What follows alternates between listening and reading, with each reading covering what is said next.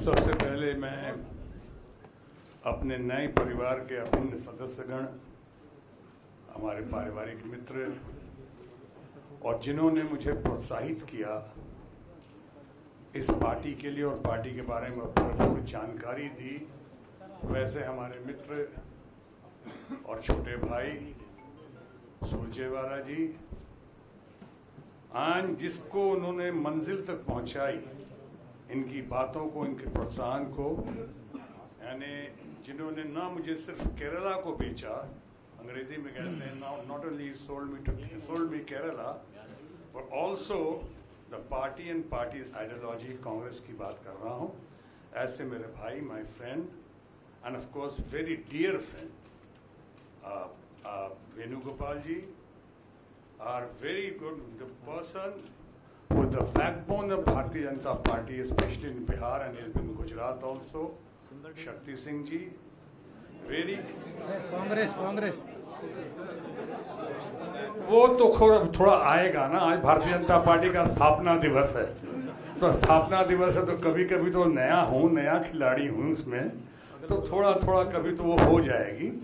इसलिए मैं समझता हूँ you all are matured enough to understand कि वो इंटेंशनल डेलिब्रेशन के साथ नहीं, इंटेंशनल नहीं है। सो ऐसे हमारे भाई शक्ति सिंह जी, हमारे कांग्रेस पार्टी के बिहार के अध्यक्ष झा जी, और हमारा छोटा भाई और बहुत ही दबंग, बहुत ज़बरदस्त, बहुत शानदार कैंपेन कमेटी का चेयरमैन अखिलेश जी, और तमाम विशिष्ट अतिथिगण यहाँ बैठे हैं, और हमारे अपने मीडिया के अपने भाइयों बहनों दोस्तों, सबसे पहले आज मैं नवरात्रि की बधाई देता हुआ, नवरात्रि की शुभ घड़ी में कांग्रेस परिवार का सदस्य बनता हुआ, मैं साथ ही साथ बधाई भी देना चाहूँगा कि आज भारतीय जनता पार्टी का 39वां स्थापना दिवस है।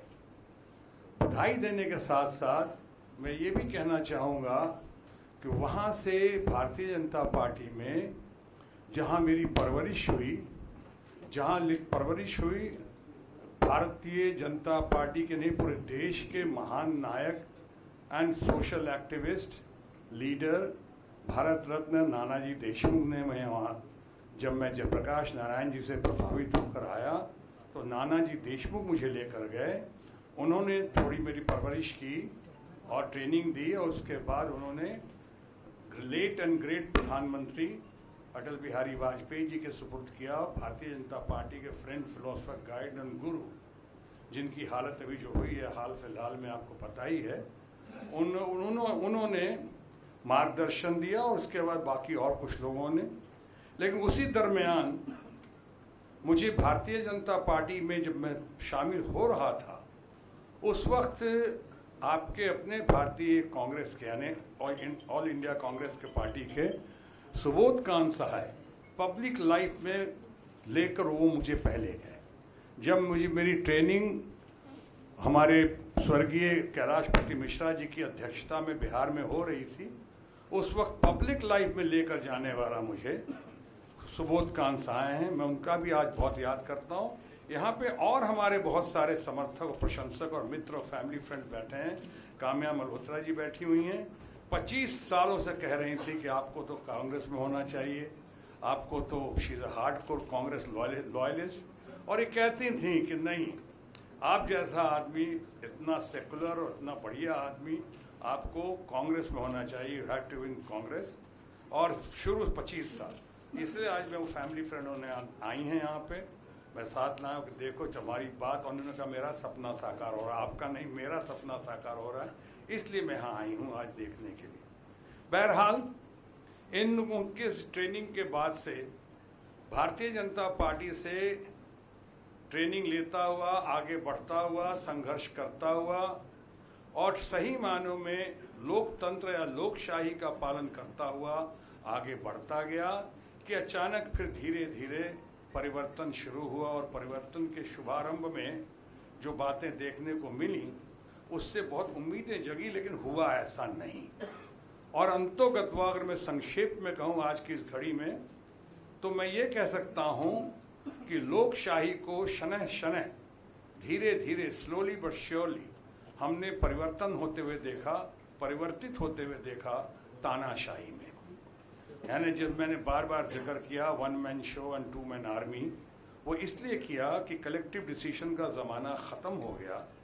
भारतीय जनता पार्टी में भारत के महारथियों का, इतने बड़े बड़े दिग्गजों का, मार्गदर्शकों को सही मायने में दरकिनार करते हुए मार्गदर्शक मंडल में डाल दिया गया, जिसके लिए आज तक एक भी मीटिंग नहीं हुई मार्गदर्शक मंडल। बाद में जो उनके साथ हुआ, अगर मेरे साथ देखने की बात करेंगे, मेरा अगर कसूर यही रहा कि मैं सच्चाई सिद्धांतों पर टिका रहा और मैं अडवाणी जी का और अडवाणी जैसे लोगों का, जिनका मैं बहुत आदर और कदर करता हूं, उनके साथ जुड़ा रहा।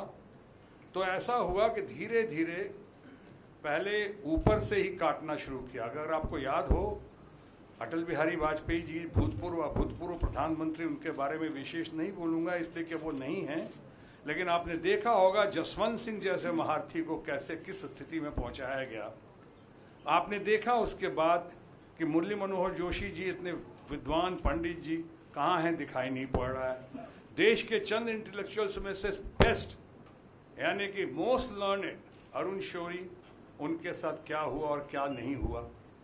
भारत के स्टेट्समैन और मेरे बड़े भाई यशवंत सिन्हा जी को इतना मजबूर किया गया कि अंतो गतवा उन्होंने पार्टी ही छोड़ दी।